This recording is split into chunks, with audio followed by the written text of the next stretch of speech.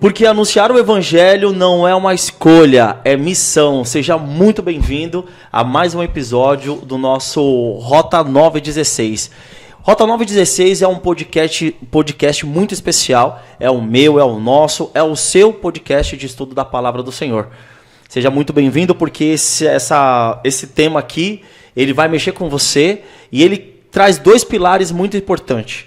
Herdeiros da promessa, prisioneiros da esperança. A gente quer trazer para vocês um estudo mais aprofundado para que a gente juntos hoje possa entender como materializar as promessas do Senhor. E para isso a gente está com um time fera especial. Hoje eu estou cobrindo aqui o papel do meu amigo Vitão e vamos começar por ele aqui. Então aqui, boa noite, Vitão. Boa noite, meu povo. Muito bom estar aqui com vocês. Mais um episódio. Vamos para cima. Boa, maravilha. Estamos aqui na companhia, na diagonal aqui com o Gregory. Bora para mais um episódio, vamos destrinchar esse assunto aí que é bacana demais. Muito bem, estamos aqui na minha frente, tem aqui na minha frente o Joe. E aí pessoal, mais um episódio, tema bacana, tema bom de falar, né, divisão de terras. Distribuir os bens. É boa, né? Mas você viu que na verdade você não é dono, né? Você entendeu, né? Que você é só um administrador. E antes da gente dar seguimento aqui, eu quero pedir uma ajuda sua. Já se inscreva no nosso canal. Nós estamos em todas as redes sociais, Instagram, TikTok, estamos aqui no YouTube também. Então já ative o sininho de notificação. Uma vez por semana a gente faz a nossa gravação aqui numa segunda-feira, mas você tem o episódio lançado ao sábado. Então todo sábado você já tem o lançamento do episódio. Compartilha esse link. Você que está assistindo, de repente é uma forma de você evangelizar. Boa. Vai chegar para alguém esse vídeo de alguma forma. E se você tem alguma inibição, você não consegue falar de Deus, é a grande oportunidade que você tem de ajudar o crescimento do canal, porque ajudando o crescimento do canal, nós entendemos pela fé que também cresce o evangelismo e a palavra do Senhor. Amém. Tá certo? E pra gente também já se mergulhar nesse tema aqui, pra mim trazer uma introdução bacana com os meus amigos, queria convidar aqui o Vitor para ele trazer uma prece pra gente. Você também que está aí, acompanhe.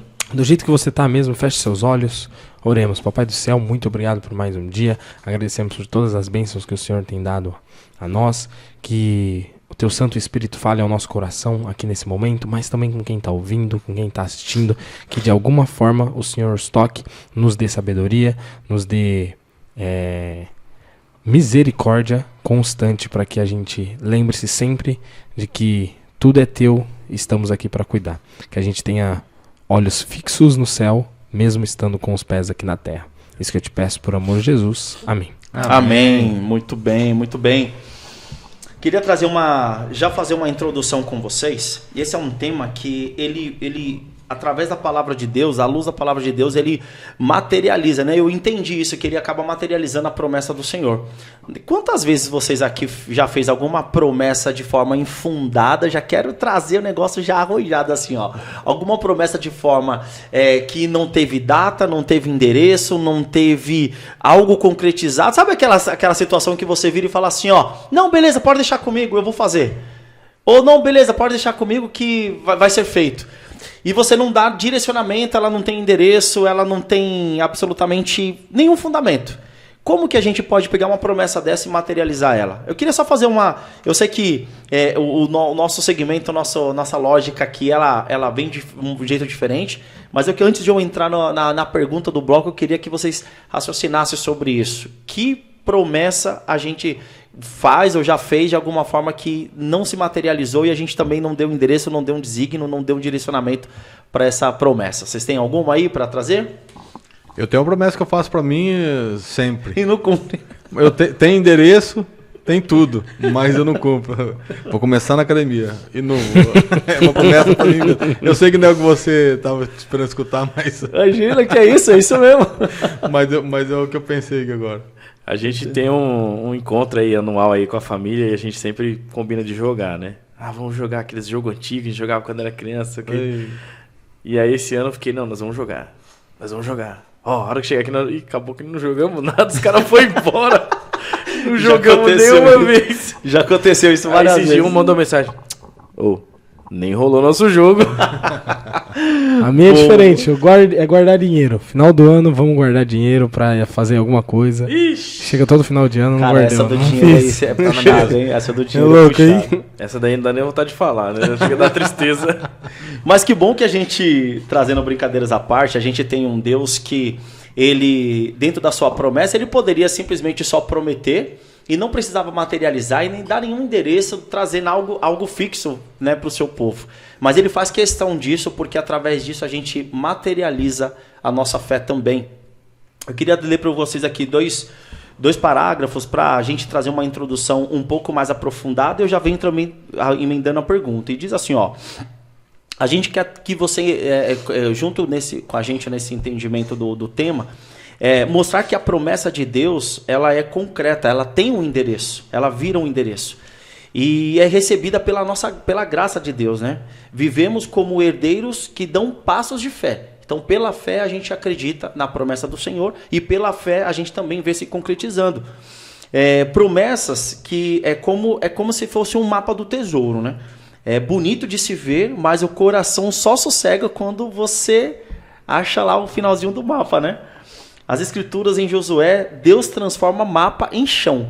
Então, a gente vai falar muito aqui de herança, de terra, de divisões, como que isso aconteceu e como, de fato, Deus, ele, através da sua promessa, ele conseguiu fazer com que o povo de Israel cumprisse a sua promessa pela fé, né? E eu já queria trazer, então, a primeira pergunta aqui do nosso bloco, e fica aí para vocês.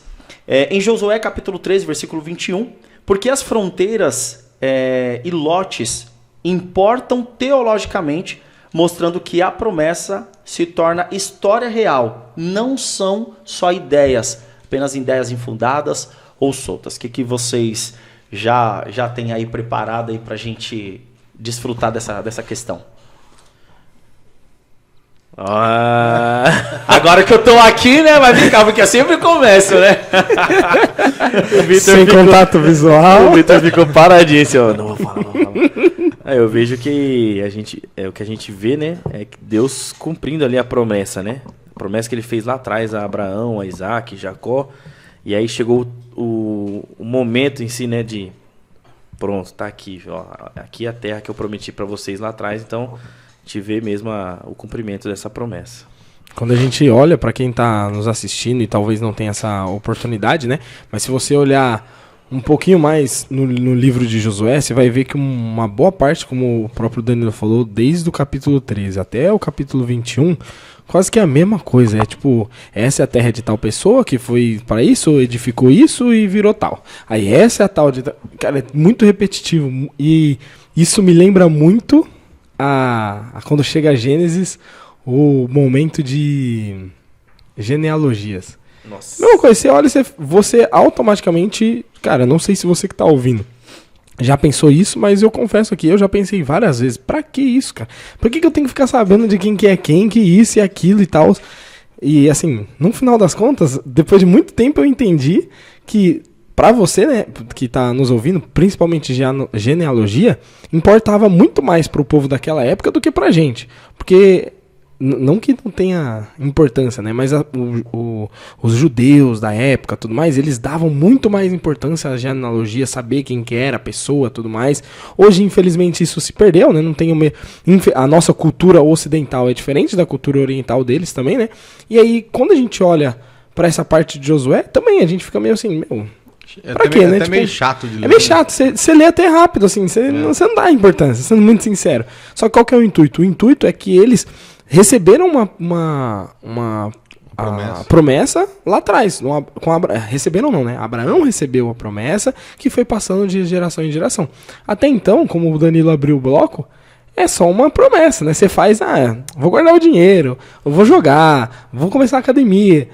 E enquanto... É tipo assim, tá lá na promessa. Enquanto você não vê o negócio acontecendo realmente, às vezes você não dá valor. E poderia ser a mesma coisa eles, né? Eles, Deus vai nos dar a terra, Deus vai nos dar a terra, Deus vai nos dar a terra. Cadê a terra?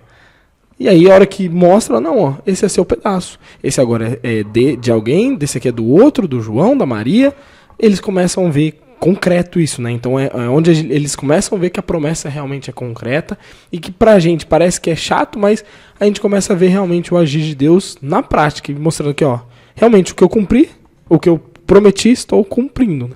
Sim, e a herança, na maioria das vezes, na maioria não, acho que em geral, é uma coisa que você ganha de graça. É bem de graça. Tem gente que ganha uma herancinha, tem gente que ganha uma herançona, mas sempre veio de graça. Então, é a mesma coisa aqui. A promessa da herança, ela veio de graça. Ninguém conquistou aquela terra pelas próprias forças. É uma promessa que Deus fez e Ele, de graça, deu para aquele povo. Legal você comentar isso, Greg, porque ninguém ganhou das próprias forças e quando tentaram fazer das próprias forças, Se deram Deu mal. errado. deu mal. Exato. E é legal isso, eu não tinha parado pra pensar quando você falou isso. Total. É que ele adiantou um pouquinho a sua. Justo. Eu já ia falar isso Grego, de novo, né? né? Mas Não, faz muito parte. Sabe que vocês É isso comentando aqui, a analogia que um simbolismo que eu gosto de fazer um paralelo, enquanto eu tava separando esse tema, é mais ou menos assim, nós temos filhos aqui. E aí a gente promete para os nossos filhos o seguinte, ó, começo do ano, se você passar de ano, eu vou te dar uma bicicleta. Se você passar de ano, eu vou levar você para viajar. O que acontece? Nós realizamos ali no começo do ano uma promessa, porém os nossos filhos, eles vão ter que conquistar essa promessa. Foi igualzinho o povo de Israel. Deus havia já feito uma promessa. Independente da condução deles, eu tenho certeza que Deus ia cumprir. Mas eles precisaram fazer o quê? Conquistar a promessa.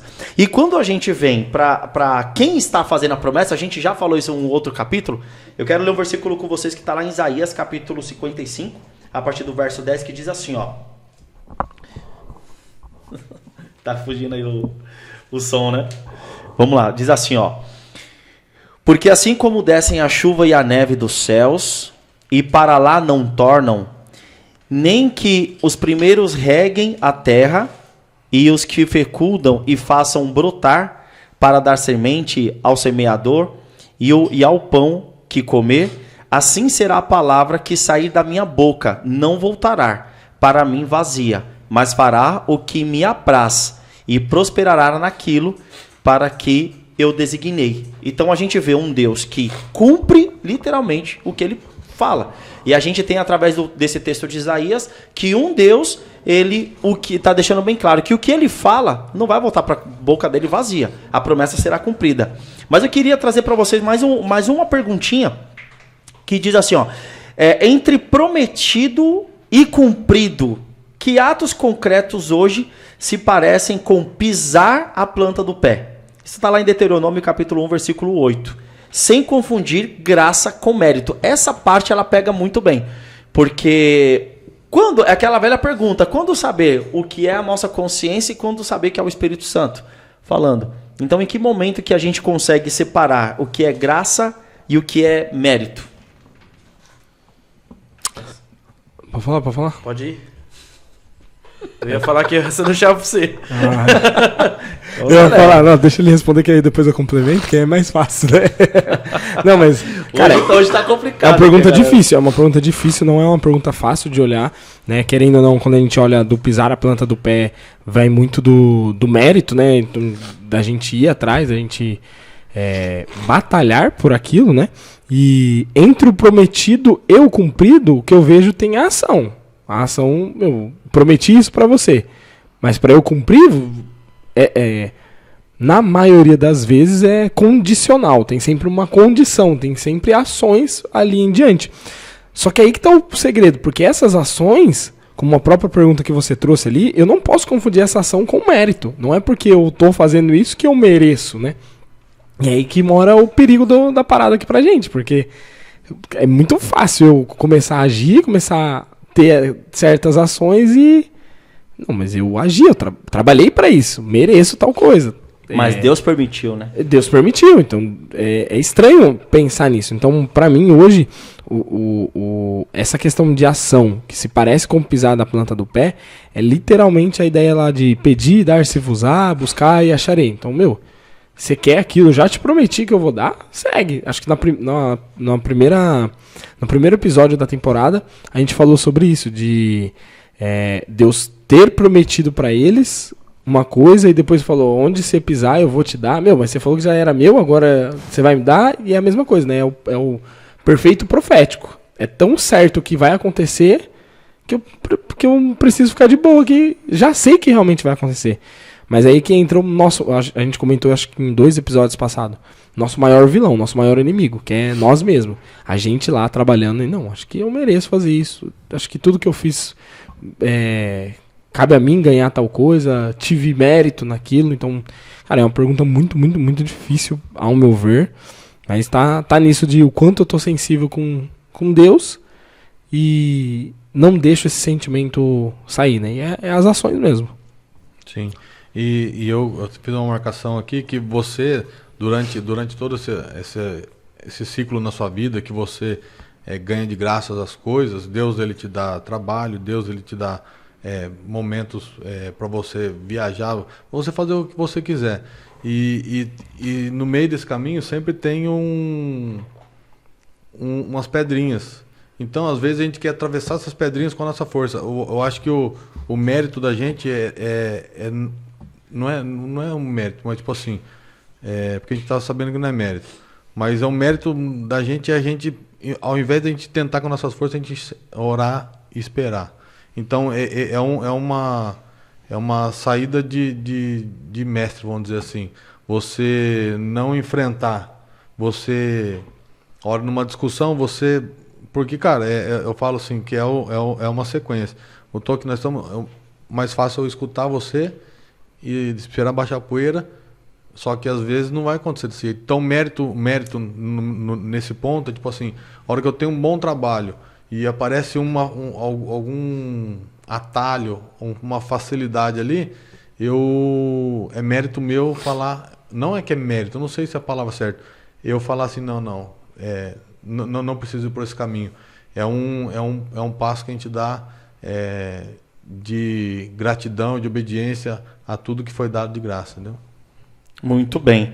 Eu queria pegar o legado do Vitor aqui e trazer uma pimentinha. Duas pimentinhas. Se o negócio estudado já está difícil para vocês, eu queria dar uma piorada agora. Vai.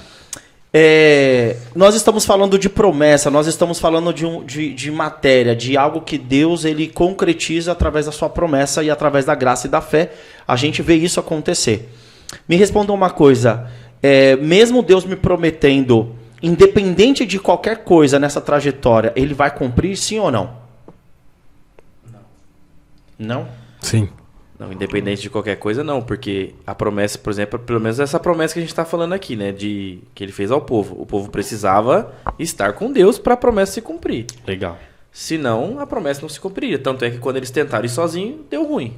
Beleza, mas eu estou falando de um Deus que ele promete e ele cumpre. Então, para Deus cumprir com a promessa dele, vai depender da conduta humana? Não, aí não, nesse caso não. E você? Aí sim. Não, só pra discordar. Eu sou do contra. Não. Eu acho que não, Entendi. cara. Eu acho que, independente das suas escolhas,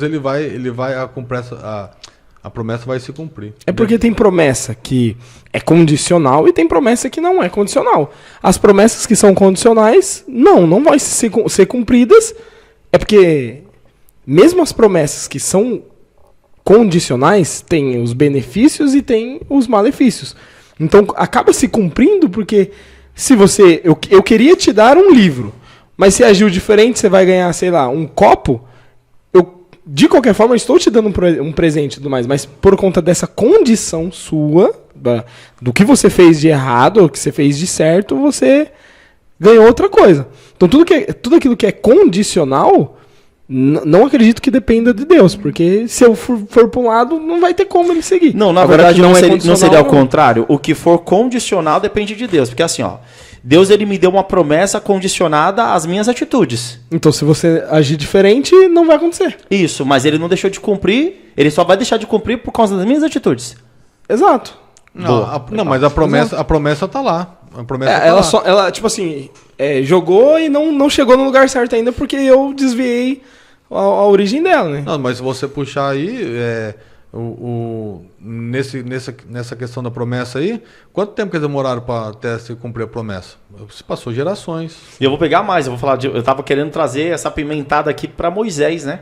Sim, Moisés teve a promessa feita lá, mas por uma condição dele, por isso que eu falo que...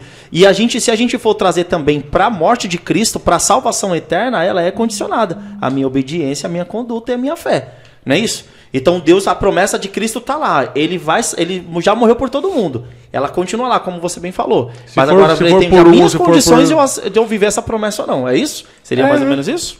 Então Muito bem. não vai se cumprir porque eu não deixei ela se cumprir na minha vida. Exatamente, mas ela não sumiu. Ah, não Ela continua continua lá. A promessa não sumiu, ela continua. Ela só não teve o cumprimento, É né? nesse ponto que eu me apeguei que, tipo assim, se Deus prometeu, ele vai cumprir.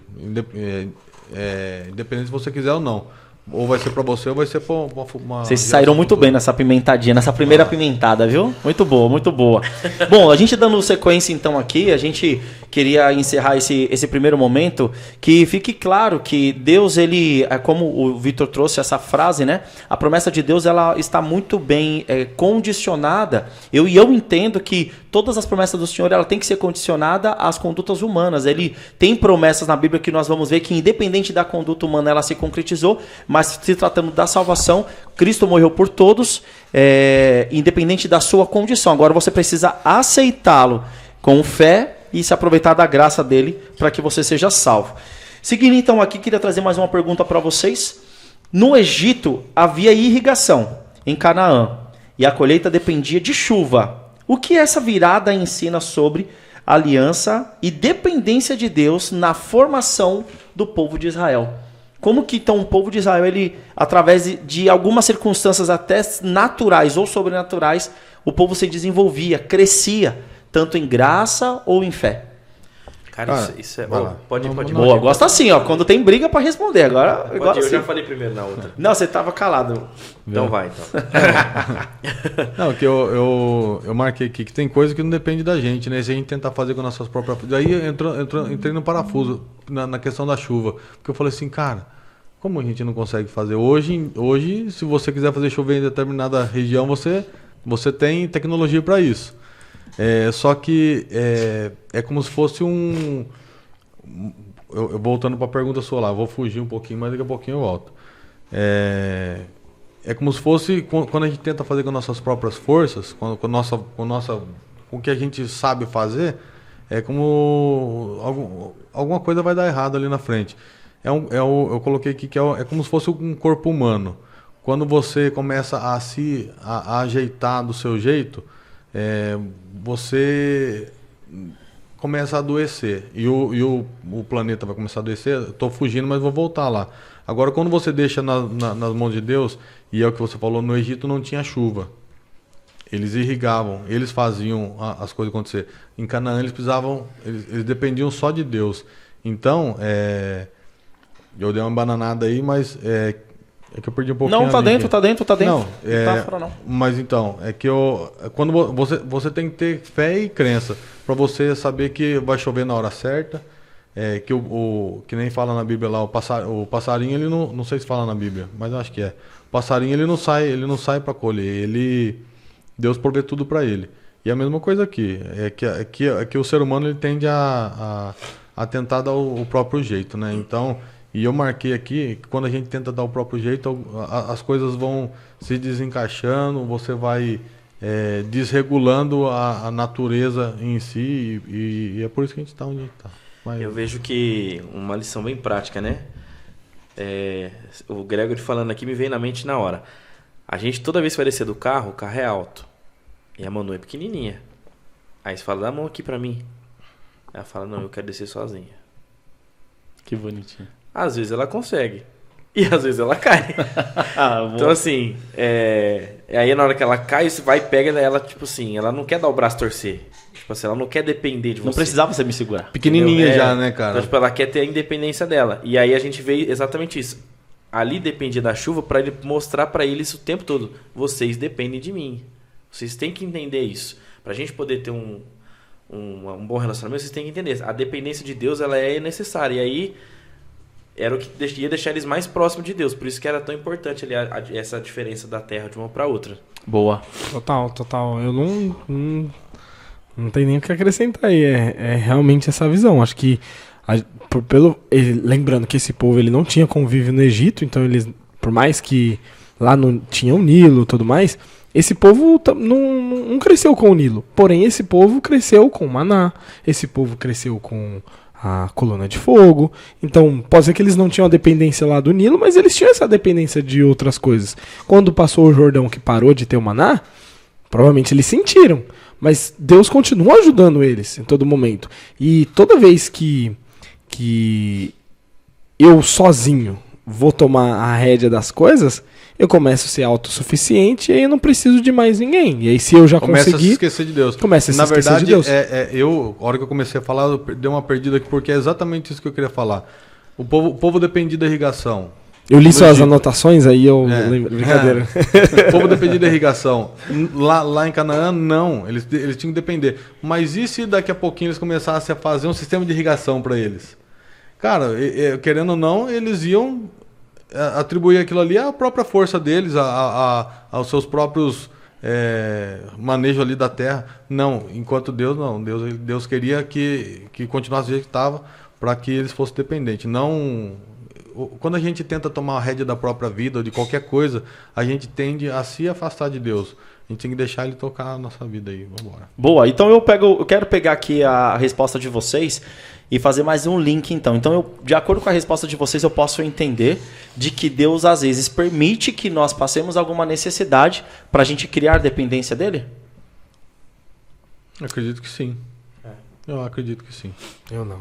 Não? Não. Eu não consigo ver a visão de Deus de uma pessoa... É porque isso, pra mim, na minha cabeça, é como se fosse um egoísta. Tipo, ele querer se vangloriar mesmo no meu pior estado. E eu não acredito que ele faça propositalmente, permitir propositalmente, para que eu olhe e fale assim, depende de ti. A todo momento ele já tá querendo mostrar que a gente permite. E aí, eu acho que é mais Eu ia falar um negócio, mas ia ficar estranho. Mas é tipo você jogar cocô no ventilador, cara. O negócio já tá feio. Quando você piora a situação, aí que você escancara a realidade. Então, Vitor, eu não acredito que Deus permite com a intenção de você, só por causa daquilo, você querer ele. Porque é como se fosse um Deus mais egoísta, mano. Você não entendeu ainda que você precisa de mim? Vou deixar que aconteça isso com você pra você entender que... Comigo você tem. Comigo é diferente. Eu já vejo pelo lado do Mas amor. Eu já vejo pelo lado do amor já. Ele deixa você passar por alguma situação para você não se perder de tudo. Ele deixa você passar um perrengue, algumas situações da vida, porque ele te ama e não quer ver você perdido no fundo do poço. Ah, não, isso eu acredito mesmo. O que eu não acredito é a intenção de que a gente, ao passar pelo perrengue, pense nele constantemente. Porque aí ele tá literalmente manipulando, né? Sim. Então, na minha cabeça, essa é uma percepção do Vitor, né? Mas eu tendo acho a não levar para esse lado. A sua pergunta não foi exatamente isso. Foi mais na questão de você se permitir, não para que o nome deles seja na minha derrota e eu ver, nossa, foi só por causa de Deus. Não, é mais para você corrigir uma rota, entendeu? Eu acho que pela fé a gente vai acreditar que... A gente já falou disso várias vezes e a gente vai acreditar que tudo que acontece na nossa vida é permissão de Deus, seja ela boa, seja ela ruim. A ruim a gente vai crescer e aprender e a boa a gente vai amadurecer. A gente já falou disso aqui algumas vezes. Eu concordo com a resposta do Vitor, mas eu também concordo com a resposta de vocês, porque a melhor analogia para essa pergunta aqui que uma vez eu vi num podcast, inclusive o próprio Rodrigo Silva que traz isso, é a analogia do peixe fora d'água, né? Você fala de um Deus egoísta porque ele permitiu que aquela coisa ruim aconteça, mas na verdade ele está permitindo que aquela coisa aconteça comigo para eu criar uma dependência dele, para ele mostrar para mim que só há vida nele. Não mais porque ele é egoísta, mas porque ele é amor. E eu entendi a sua analogia aí. Quando a gente vai pro peixe fora d'água é essa. Então a gente pode entender que a água é egoísta? Não, ela só está querendo dizer o seguinte: você fora de mim, você vai morrer. Você só tem vida aqui, você só vai conseguir respirar aqui dentro. Então eu vejo que, de acordo com a resposta de vocês, a gente sim, eu acho que Deus ele permite, mas eu entendi também, obviamente, o ponto de vista. E quando a gente faz essa brincadeira aqui, a gente não tem pontos e contrapontos, ou refutando a resposta de um ou de outro, não. A gente acaba evoluindo, a gente quer trazer para vocês que, de repente, nesse momento, alguém está nos assistindo e está perdido teologicamente em alguma crença ou algum princípio de encontro com Deus, e a gente quer trazer para você essa clareza que de repente você nesse momento você está passando alguma dificuldade, você está vindo um corte agora no TikTok, você está passando alguma dificuldade e você não entende porque que Deus está permitindo isso na sua vida, e Ele está querendo trazer isso para você criar uma dependência, para Ele mostrar para você que só há vida nele, que você precisa crer nele, você precisa confiar nele. Beleza? E eu quero continuar então, vamos continuar nesse bloco, e essa pergunta para mim foi a melhor. Se do Senhor é a terra, por que que Israel ocupa como mordomo e não como dono? Como isso conversa com a graça? E aí, galera? Por que que a promessa de Deus, ele deu uma promessa, Jonathan, vou te dar uma casa, um terreno, é sua. Mas aí no decorrer de toda a dinâmica com Deus, ele te mostra que você é proprietário, você é um administrador, ela não é sua.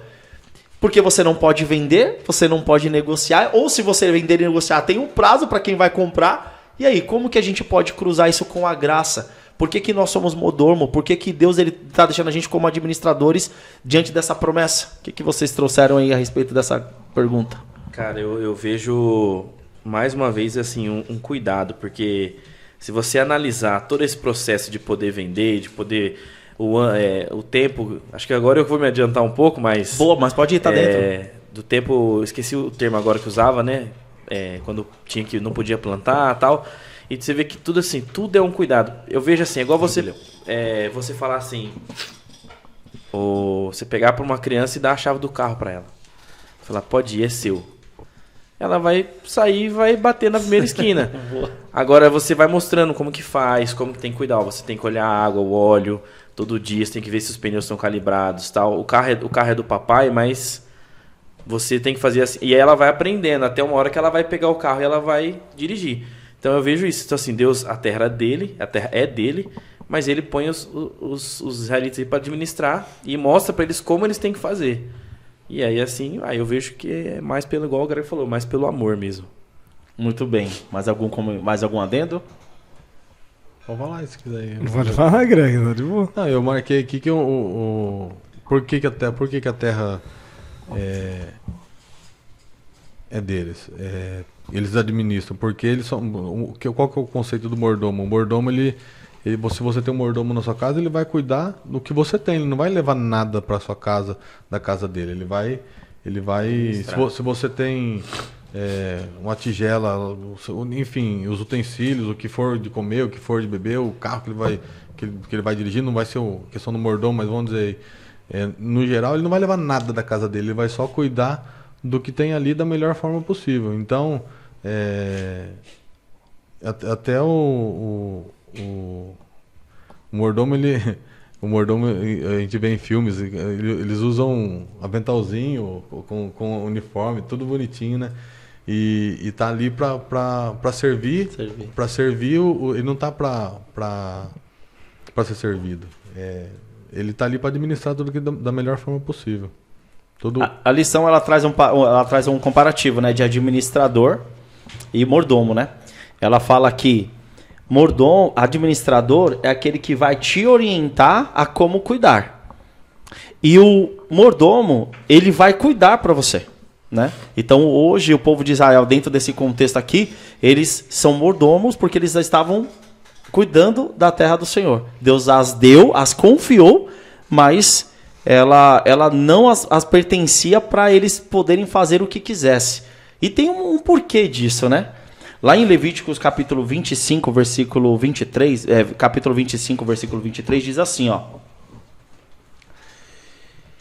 Também a terra não se venderá em perpetuidade, porque a terra é minha, pois vós sois para mim estrangeiros e peregrinos nela. Então ele está deixando bem claro aqui um empréstimo. Estou te emprestando a terra. E aí acaba respondendo. Vitão, quer trazer algum adendo pra gente? Não, eu queria só trazer assim, porque para começar de tudo, Deus criou o universo, criou tudo, né? Infelizmente veio o pecado. Lá atrás, quando Deus criou tudo, ele falou para Adão que seria governante, né? E quando você é governante, você tem um poder e uma autoridade. Mas esse poder e autoridade não significa que são seus. Um exemplo é o nosso país. O presidente que está ali assumindo, seja o presidente, seja a presidenta, seja o que for, ele tem uma grande autoridade, mas não é dele. Mas as ações que a liberdade que ele tem para reger o lugar é como se ele fosse dono. É como se ele fosse dono. Então, ao ter tanto poder de regência, é como se ele fosse dono. Mas é tipo assim, Eu lembro só da família da minha esposa, que tem a casa do vô dela, né? E a casa é de usufruto dele, por enquanto. E quando ele morrer, é das filhas. Enquanto ele estiver vivo, é dele. E aí que entra o ponto, que tipo assim, ele pode olhar e falar assim, não, a casa é minha. Mas não, a casa não é dele. Ah, eu quero vender essa casa. Não pode. Não pode. Ah, eu quero destruir a casa. Tá, também não pode. Tudo, ele tá ali para usufruir, para desfrutar. E quando Deus fala que ele vai dar o lugar, é literalmente para gente poder desfrutar. A gente tem o máximo de autoridade possível, mesmo sem ser o dono. Então, nessa pergunta sua, ele ocupa esse lugar de mordomo porque não é dele, não é nosso, né, não é do ser humano, mas é como se fosse, porque a gente tem uma quantidade de liberdade para poder reger e cuidar daquele lugar como se fosse nosso. Então a gente pode enrolar o que for, mas lembre-se sempre que por mais que você tenha essa autoridade, você vai até aqui, porque ela não é sua. Você pode usufruir da melhor forma possível, você pode desfrutar da melhor forma possível, mas ela continua sendo minha. Eu queria... E o mordomo, ele reconhece o dono de tudo, né? O mordomo, ele sempre reconhece. Ele tem que reconhecer, porque a partir do momento que ele achar que ele tá... Eu já tô trabalhando aqui há 40 anos, vou começar a tirar não, aí começa a dar ruim. Exatamente. Só para contextualizar para você, só para você entender um pouquinho que a gente está falando disso, ali Levíticos, a partir do capítulo 20, aí você tem também do 25, 23 até o 38, você vai entender que Deus, ele dá a terra para o povo de Israel como herança, mas ele dá com algumas regras, né? Então você tem o ano sabático, que durante 6 anos você pode fazer o que quiser com a terra que Deus te deu. E no 7º ano era o ano sabático que você não poderia plantar, não poderia colher. E também tem o momento do jubileu, né? O ano do jubileu. Então no 50º, como é que se fala isso? 50º ano. Então vamos supor. Depois de 50 anos que eu era proprietário, que eu sou proprietário daquela terra, esse ano do jubileu, esse tempo do jubileu, eu sou obrigado a voltar toda aquela propriedade assim como eu recebi. Então, se eu tinha plantações, eu tinha que destruir toda a plantação, deixar a terra pronta e preparada para a nova plantação.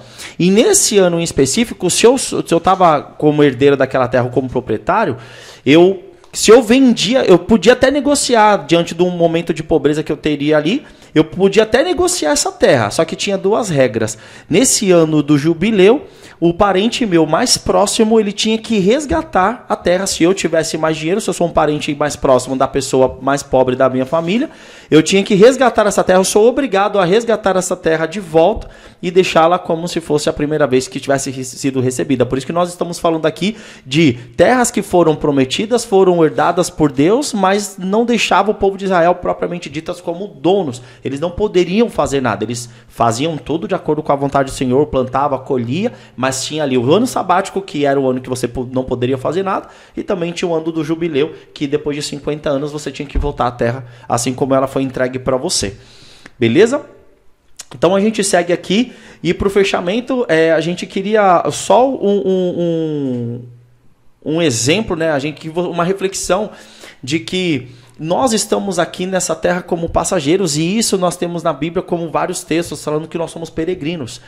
Você não se aposse, tudo que tem na sua casa, você tem que entender que você é um administrador, que você é um mordomo, e que tudo que você tem de bom ou de ruim foi permissão do Senhor. Então por isso que nós, mais uma vez, temos que ter zelo, temos que ter cuidado, temos que dar valor para as poucas coisas ou para as muitas coisas que nós temos, porque a luz da palavra do Senhor mostra que nós somos peregrinos, nós somos passageiros, e tudo que eu e você temos foi conquistado pela mão do Senhor.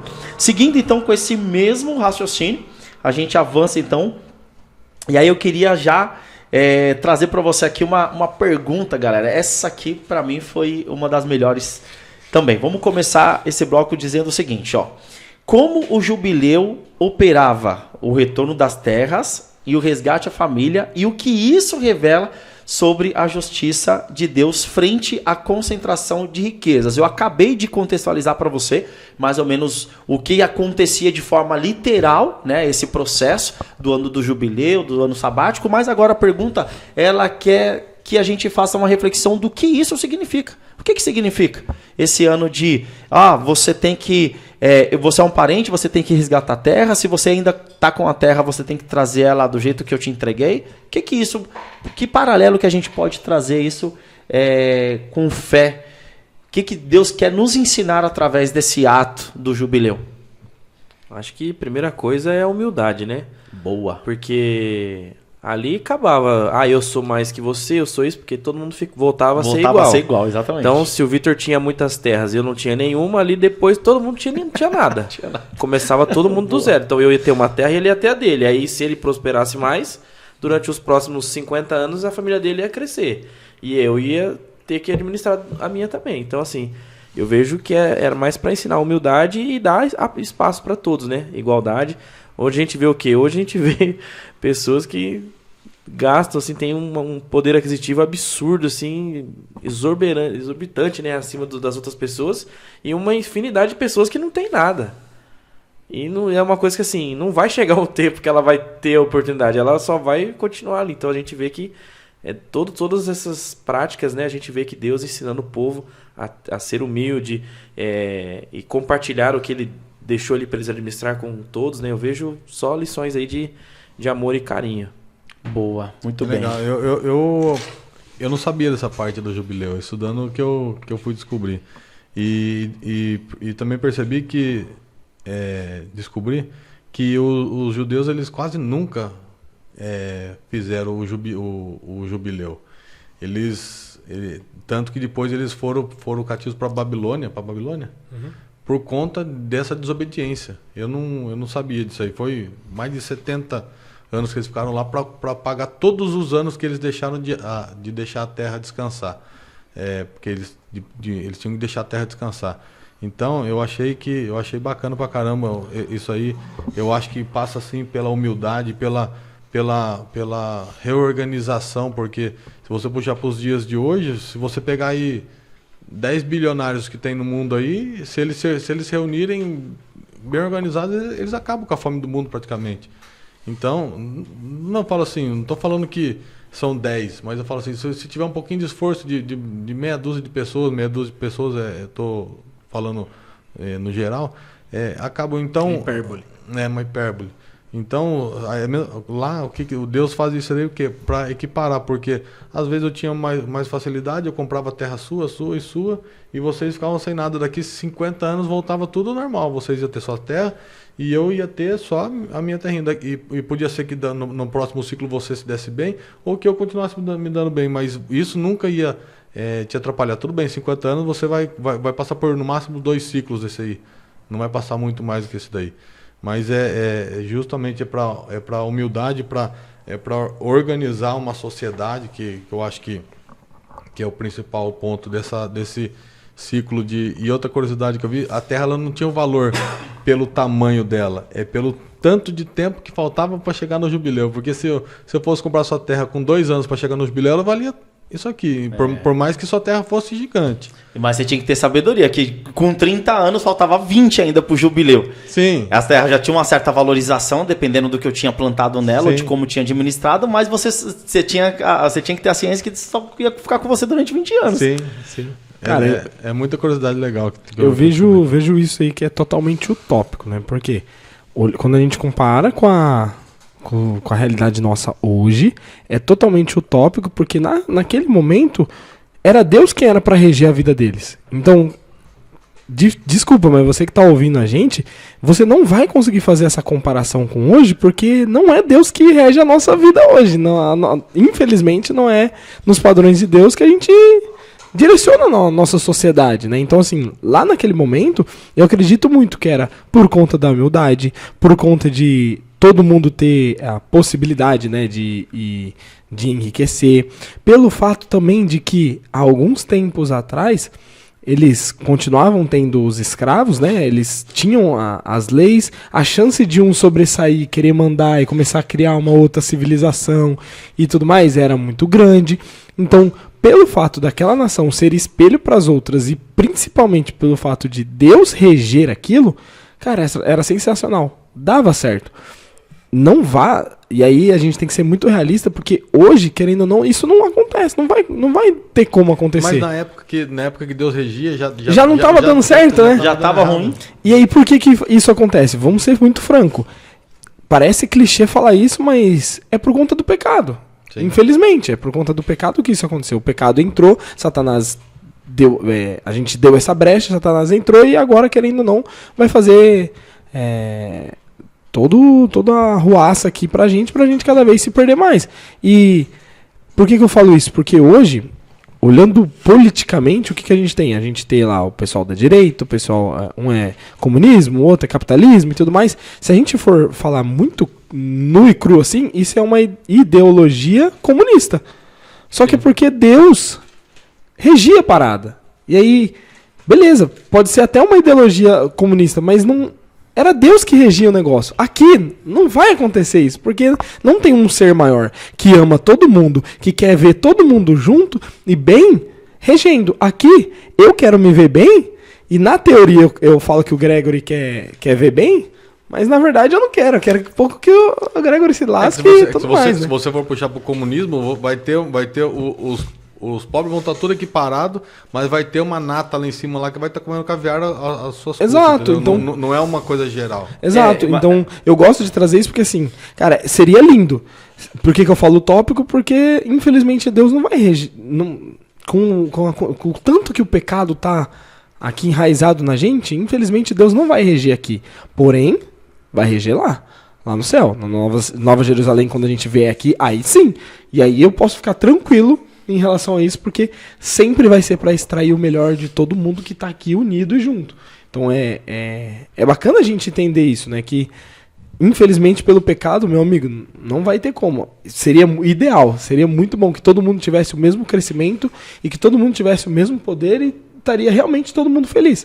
Mas o pecado veio, e aí não tem pra onde a gente correr. Né, quando eu tava estudando, eu também deparei com isso aí. Eu falei, caramba, cara, é uma ideia comunista. E aí só pra gente ir, e é óbvio, antes que você queira sair do canal, nós não estamos nem um pouco, nem de longe, nem de perto, trazendo nenhuma ideologia política aqui, tá? Não queremos politizar. É que quando você vai estudar esse tema e você tira, se você lê texto fora de contexto, você pode até trazer um vislumbre de que é uma ideia comunista de que Deus queria trazer para esse povo. Todo mundo que segue a Deus tem esse mesmo pensamento? Não. Então, assim, só querendo deixar claro, porque eu também fui buscar um pouquinho pra gente separar alguns pontos. A ideologia comunista, e assim eu vou falar um negócio até que bem polêmico aqui, tá?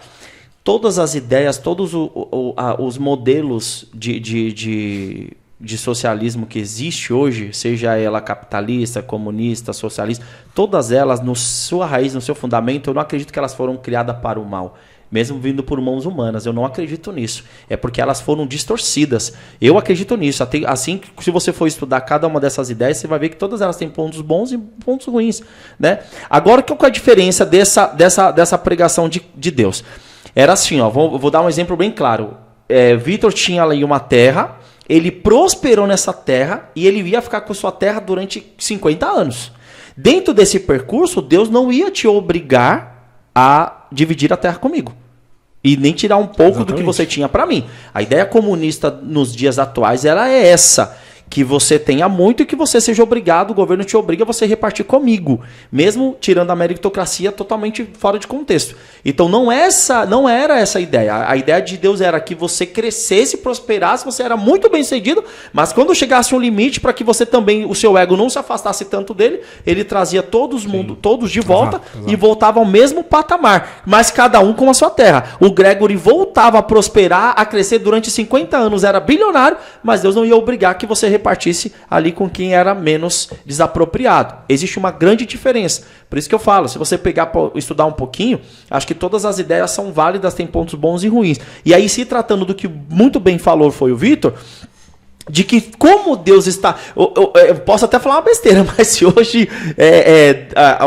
a ideia mais ruim que fosse da raça humana hoje, fosse regida por Deus, eu queria fazer parte dela. Porque aí seria a pior ideia, mas não era a pior ideia, mas o cara tá sendo regida por Deus. Então, pela nossa fé, a gente acreditar que ia ser o melhor plano. Exato. É igual uma vez eu vejo, tem um rapaz que eu sigo, esqueci o nome dele agora, senão eu ia citar até, a gente podia até marcar ele aqui depois, que ele fala, ele prega o evangelho nas redes sociais e ele fala assim que nós só queremos ir para o céu porque Deus está lá. Porque se Deus estivesse no inferno, eu ia querer ir pro inferno. É isso, mais ou menos isso. E você falando aí, cara, me veio até uma outra ideia aqui. Eu sempre clareamente de você. Porque eu fiquei imaginando agora aqui, ó. Danilo tava lá com a terra dele, aí, igual acontece no Mato Grosso, enfim, em vários lugares aí.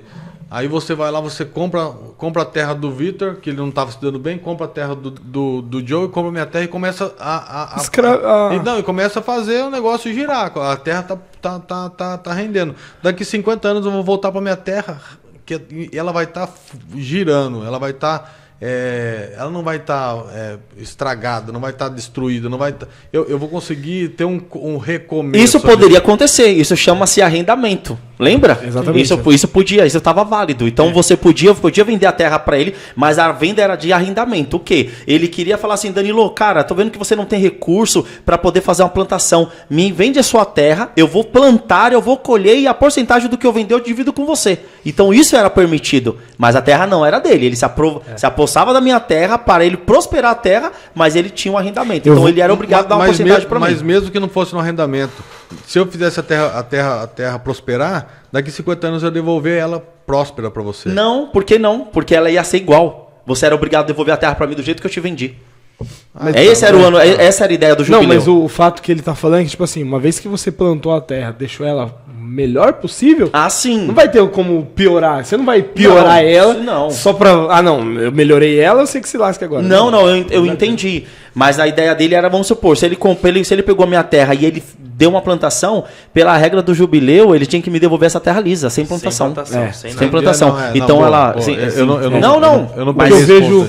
Mas assim, se você tinha capacidade de fazer isso, você tinha capacidade de repetir também. Exato. Então depois do jubileu, eu ia te procurar pra você comprar minha terra.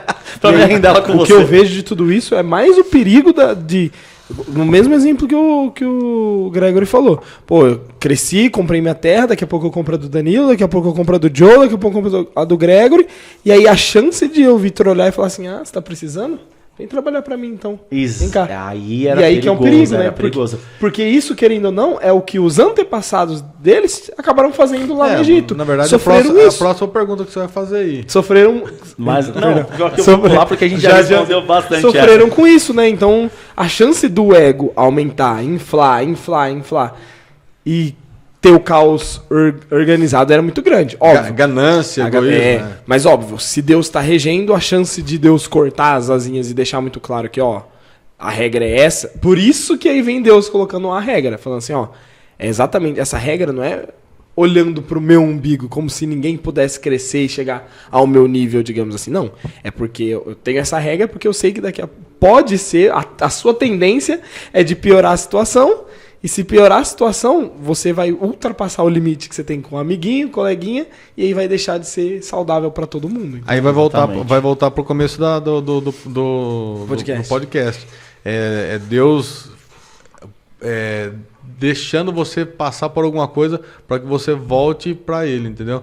Porque depois esse povo fez tudo isso e eles foram para esse. E a gente também, agora que já fazendo um gancho a próxima pergunta, e aí eu já quero trazer a pergunta e já quero trazer também esse entendimento, né? Que diz assim, que sentido o sábado e o jubileu são sinais públicos do reino? E como a igreja pode encenar esse evangelismo hoje? Eu queria trazer um pouco do evangelismo. E você sabe de uma coisa, a gente está aqui discutindo a parte do jubileu, né? O quanto foi incrível essa parte, essa construção de Deus. Mas a parte do sabático também é muito legal, porque presta atenção, você era obrigado durante 6 anos a fazer o que você quiser na sua terra.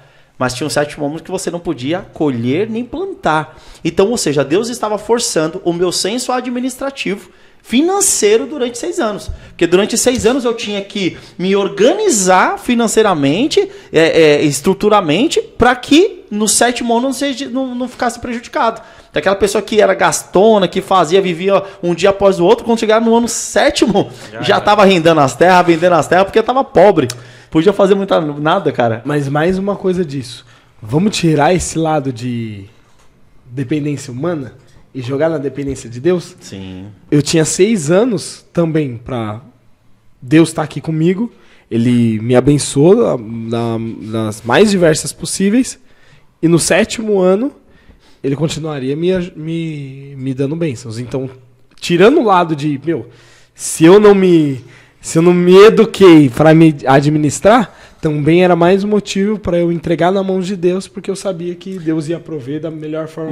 Mas aí agora eu vou dar uma pimentada e eu mesmo vou contradizer você nessa questão. Por quê? Se a gente fosse pensar assim, como que foi o ensinamento do maná?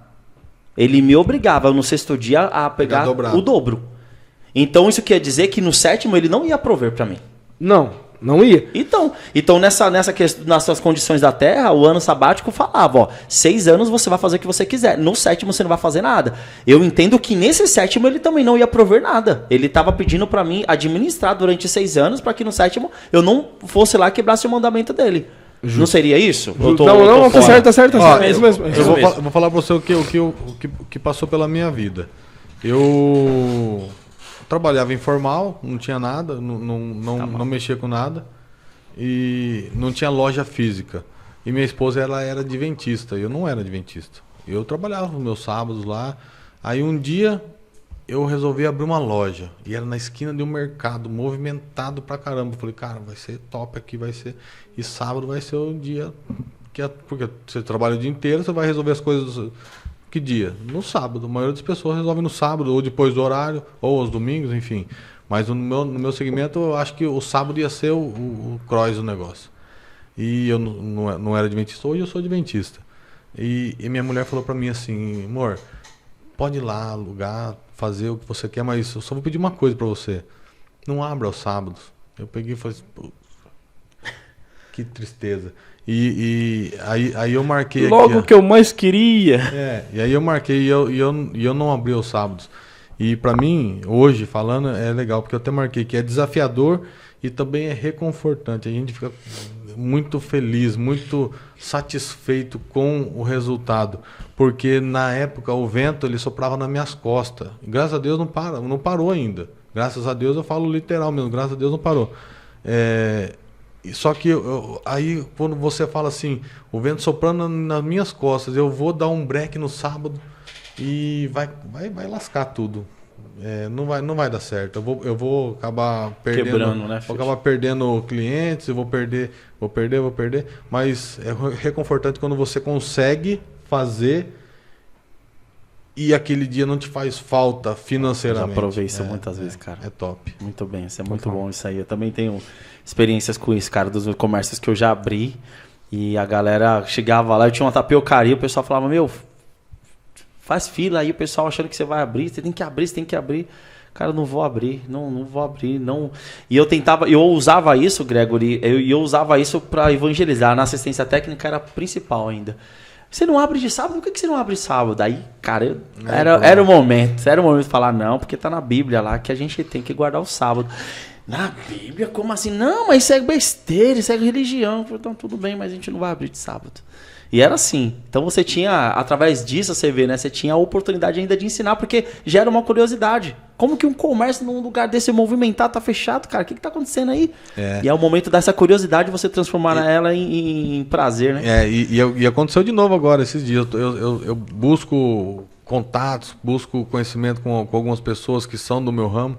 E aí fiz um orçamento, cara, o maior orçamento que eu já fiz na vidraçaria até hoje. Residencial, já fiz o maior, só que industrial. Enfim, aí a pessoa foi lá, uma pessoa bem delicado o trato, estou tentando conquistar ela com atendimento bem feito e tal. Aí a pessoa falou assim, Greg, eu vou ter que desmarcar hoje, nós precisamos nos encontrar amanhã. É sábado. Que era um sábado. É sábado de manhã, você vai no meu escritório? Eu peguei e falei assim, você vai me desculpar, mas eu não consigo ir amanhã. Se você quiser que eu vou no domingo, eu vou. Mas amanhã eu não posso ir porque eu sou adventista. Espero que você entenda. E o mais legal de tudo é que eu me sinto tranquilo. Eu não fechei esse negócio ainda. Legal, eu não fechei esse negócio ainda. Não fechei ainda. Se fechar, amém. Se não fechar, é Deus que tá na frente Que bom, de tudo. cara, Entendeu? legal. Isso pra gente é inspiração, sabia? É legal. Eu fico muito feliz de ver isso, de ouvir isso, porque é o que você falou, a gente tem uma paz com a gente quando a gente passa por situações assim, né? E eu já fechei negócio com pessoas justamente por essa lealdade, você acredita? Sim. Uma vez um rapaz, ele ficou de arrumar na minha loja um iPhone, na época era o iPhone, acho que se eu não me engano, o XR, que era lançamento, né? Era o mais moderno ali na época. Só ter conserto da tela foi R$ 1.800. Meu lucro ali nesse conserto ali, hoje de qualquer um, não sei como é que tá, mas é mais de 200%. E aí ele falou, cara, ele veio numa sexta para fazer o orçamento, nas 4 horas eu tava fechando a loja, ele veio retirar o celular e falou, cara, beleza, eu te pago mais, cara. Olha isso aqui que legal. Ele falou, eu te pago mais, mas eu preciso disso para amanhã. Eu trabalho com meu celular, cara. Eu sou acionista na bolsa, coisa e tal, e eu preciso disso para amanhã. Aí foi quando friamente eu falei, cara, você vai me desculpar, eu vou te indicar um cara muito bom, então, que é um amigo meu, mas eu não funciono de sábado, tá? Eu guardo o sábado, sou adventista, e ele ficou olhando assim pra mim e falou, poxa, cara, você vai deixar de fechar um negócio aqui comigo, cara, por causa de religião. Falou assim, desculpa, cara, não é religião, é Deus. Então eu tenho um compromisso com ele, eu tenho só essa loja aqui por conta dele. Aí ele pensou, vou fechar com você, vai, me entrega a segunda então. Aí, pronto. na hora, com a porta meio aberta, eu lembro até hoje, na calçada, eu fui lá, guardei, coloquei na gavetinha. Segunda-feira eu fui lá e o concerto ficou 1.800, ele deu 2.000. Falou, cara, vou te dar 2.000 só pela sua lealdade aí, eu vou te indicar mais pessoas. Então, às vezes é isso, sabe? Deus, e eu tenho certeza, cara, que Deus coloca esses momentinhos assim bem bacanas pra dar aquela testada assim na gente, aquela cutucada, né? E aí, pra gente fechar essa reflexão, eu queria que você ia ouvir que eu bati aqui, vocês desculpem aí, viu? E aí, para a reflexão, entenda uma coisa, falamos de 2 momentos extremamente importantes. Falamos do ano sabático e falamos do ano do jubileu. Ano sabático significa descanso e o ano do jubileu significa recomeço. Entenda que esses 2 pilares são muito bem construídos e eles são do reino divino. Eles são de Deus, eles são propagados para a nossa vida, para que a gente tenha o descanso e o recomeço sempre nele. E aí, vamos seguir então no nosso link. Eu já queria trazer para vocês aqui essa pergunta também. Ela mexe bastante com a gente, faz a gente pensar. E vocês estão se saindo muito bem hoje, mas eu preparei umas pimentinhas para esse quadro final aqui, viu? Vamos lá. Vocês estão respondendo muito rápido, viu? Mas tá muito bom. Vamos lá. E diz assim, ó. Como no Novo Testamento, o Novo Testamento ele reinterpreta a terra prometida em Cristo, sem reduzir tudo a metáfora. Olha que pergunta sensacional. Ele está perguntando assim pra gente, como que o Novo Testamento ele traz essa mesma analogia que nós estamos estudando sobre o jubileu, sobre a terra prometida, sobre a promessa, sobre a materialização da promessa de Deus. Como que a gente consegue linkar isso a Cristo sem reduzir isso a metáforas, a histórias? Como que que ponto de vista vocês trouxeram para essa questão? Cara, eu marquei que ele expande em algo maior do que um pedaço de terra. Eita, nós. Porque lá na Terra Prometida era um pedaço de terra, um pedaço do solo de Canaã. E o Novo Testamento ele fala que não é só isso. Lá em Apocalipse 21, exatamente. João vê lá a Nova Jerusalém descendo da parte de Deus. E, cara, eu até pesquisei, falei, cara, porque parece que eu tô vendo, assim, a terra, eu fico imaginando tipo um filminho que eu vi lá, que é tipo assim, um pedaço, um torrão de terra meio quebrado assim, todo mundo em cima e ele vindo descendo, aí é demais, porque quando a gente fala em terra prometida, e a gente acha que todo mundo vai morar no céu, né? Não vai ser assim. É isso aqui, ele vai vir aqui, vai fazer de nova todas as coisas, depois eu já ia queimar largada de novo aqui. Já queimou, digamos assim, já queimou, mas beleza. Mas é isso, ele tira a geografia da parada, ele não é um pedaço da geografia do mapa lá, não, é uma coisa muito maior. Boa. Só porque eu elogiei, agora já deu uma travada. Não é, cara, é que ele falou muito bem, né? Mas é basicamente isso. A promessa é quase, vamos dizer, a mesma promessa, né? Mas a recompensa é muito maior, né? A vida eterna, não tem nem o que falar. O que vocês me diriam sobre essa frase, prisioneiros da esperança? Ela soa algo ruim? Ela começa com algo ruim. Ninguém quer ficar prisioneiro de nada. Embora sejamos prisioneiros do pecado, em Cristo Jesus somos libertos desse aprisionamento, né? Mas quando a gente traz prisioneiros da esperança, o que vocês poderiam clarear a mente dos nossos espectadores a respeito dessa frase? Não, para mim soa algo bacana. Depende do ponto de vista que você está olhando. Se você tem esperança de ter um carro melhor, um telefone melhor, isso pode ser uma coisa mal, pode ser uma coisa não legal, mas no contexto que a gente está falando aqui, ser prisioneiro dessa esperança é a melhor coisa que existe. Eu quero viver nessa prisão até chegar o dia que vai... Amém, totalmente. Né? Boa. Vitão, quer contribuir com a gente aí? Eu vou responder a primeira e a segunda pergunta. Porque na primeira, quando você fala do reinterpreta como o Novo Testamento reinterpreta, né, essa terra prometida em Cristo, sem a gente reduzir a metáfora, é que lá atrás eles tinham a promessa de vai vir, eu colocarei um descendente, ele lhe ferirá a cabeça, e você, ele pisará na sua cabeça e você lhe ferirá o calcanhar. Então eles também tinham essa promessa de que viria o Messias, que não era só história, que não era só um conto, que não era só isso. Então eu vejo que o Novo Testamento ele traz exatamente na figura de Cristo essa reinterpretação, esse algo plausível. Da mesma forma que a promessa da terra prometida se concretizou quando eles viram a terra realmente e começaram a repartir. E, agora isso aqui é meu? Agora a gente vai desfrutar mesmo? Eles tiveram com o Novo Testamento quando veio Cristo. Esse é o Cristo, esse é Deus. Então não era só historinha. Infelizmente muita gente não acreditou.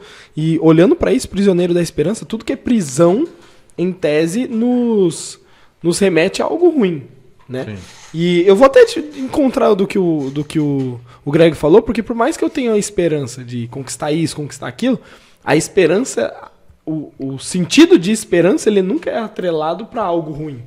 Ele é sempre atrelado a algo bom. Você ter esperança em algo, seja financeiro, seja administrativo, seja religioso, seja espiritual, é sempre para ser algo bom. Muito bem. Então, se é sempre para algo bom, eu tenho sempre algo muito bom e prisão sempre algo muito ruim. Ligados. E aí, é o paradoxo da parada, né? Isso. Mas se você é prisioneiro de uma melhoria na sua vida e você não consegue, você vai se frustrar. Agora, se você é prisioneiro da esperança em Cristo, você não tem como você se frustrar. Totalmente. Porque sim, a promessa de Cristo vai se cumprir. A promessa de eu ficar rico, a promessa de eu ter isso, a promessa de eu ter aquilo, pode ser que eu não tenha. Né? Então, eu vejo que assim, prisioneiro da esperança, a gente está olhando essa esperança realmente de Cristo, né? De Jesus, de ter um lugar para estar com Ele, de ir para onde Ele está. Então, eu não vejo nada ruim, é muito otimismo, é muita vontade de estar ali mesmo, e eu não vejo problema nenhum eu estar preso a isso. E aí vem Satanás, e eu tenho total ciência de que Satanás vem com esse argumento de você está esperando algo muito bom, que é Cristo, mas você está preso. Você não consegue pensar em algo, será que é só isso? Será que é aquilo? Você não consegue avançar para um outro lado, você está fechado. Então vem esses outros argumentos para mostrar que o problema está na prisão, quando na verdade o problema é eu deixar de ter a esperança nele, deixar de ficar junto ali naquela... Cara, que detalhe sensacional. Vocês falando aqui me trouxe uma clareza, né? E aí foi o que eu falei. Para mim, quando a gente vai falar dessa frase de prisioneiro, aprisionamento e esperança, cara, são dois contrastes muito grandes. Mas olha que interessante, estamos aprisionados a uma esperança porque a gente quer. É uma escolha minha. É como se eu tivesse ido lá, aberto a cela, eu entrei, tranquei a cela e eu joguei a chave fora. Eu escolhi estar. Então é uma escolha nós estarmos aprisionados a essa esperança de, cara, eu não quero sair dessa cela nunca, até ele voltar. E aí que a gente quebra a cilada do inimigo, né? Porque ele vai vir com esse pensamento muito bem falado pelo Vitor, de trazer pra gente que esse aprisionamento é uma coisa ruim. E de fato ele é no contexto do português. Prisão por prisão. Prisão por... Cara, ninguém quer. Tá me tirando todos os meus conceitos de liberdade. Sim. Porém, eu escolho estar aprisionado a essa esperança ligado totalmente a Cristo. Mais algum adendo pra gente aí? Acho que tá bem explicado. Tá bem bacana, né? Da hora. Em Jesus, a promessa vira presença e presença produz esperança. E espero que nesse episódio você tenha extraído, assim como a gente, enraizado que você pode escolher. De novo, nós vamos tocar nesse tema do livre-arbítrio. Você pode escolher ser aprisionado, ligar a uma esperança. Como o Gregory também trouxe uma visão, você ser aprisionado a uma esperança que é terrena, que é material, que a traça e o ladrão vêm e consomem. Mas se você hoje escolher a estar aprisionado a uma esperança, como a grande volta de Cristo, como todos nós acreditamos aqui pela fé, é uma coisa boa, é algo que você escolhe por você mesmo. Vitor tá folhando aqui, antes do encerramento, quer trazer mais algum adentro pra gente? Não, eu tentei. Não, vai, vem pra tentei conclusão. caçar. Não, eu tentei caçar aqui um versinho que era...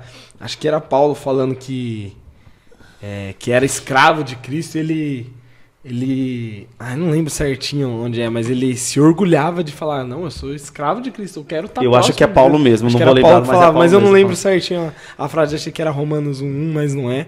Mas era justamente isso, né, que... Como você falou, se é pra ter Deus no inferno, que bom, eu vou lá, porque eu vou sei lá, que Deus exatamente. Tá lá. Quero ser, é pra ser escravo, beleza, mas é escravo de quem é de Deus? Então tô nessa, vou lá. É basicamente você ligar tudo que é de ruim, Satanás quer transformar tudo de bom em Deus em ruim. Mas se você escolher mesmo estar do lado de Deus, mesmo com as coisas ruins, elas vão se tornar boas e vai voltar boa para você. E com esse mesmo pensamento, quero convidar todos vocês, fechem seus olhos, vamos falar com o nosso Deus.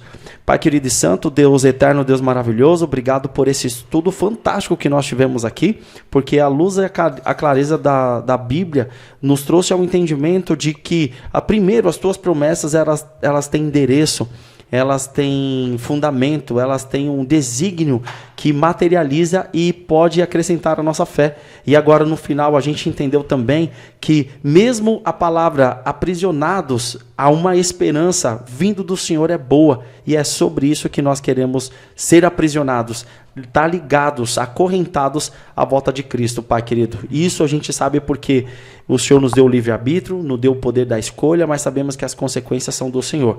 Faça-se presente na vida de todos que assistiram aqui, das pessoas que vão receber esse link, Senhor Deus, e que elas possam ter a vida transformada não por 4 meros pecadores, mas sim pela condução do Teu Espírito vindo do céu.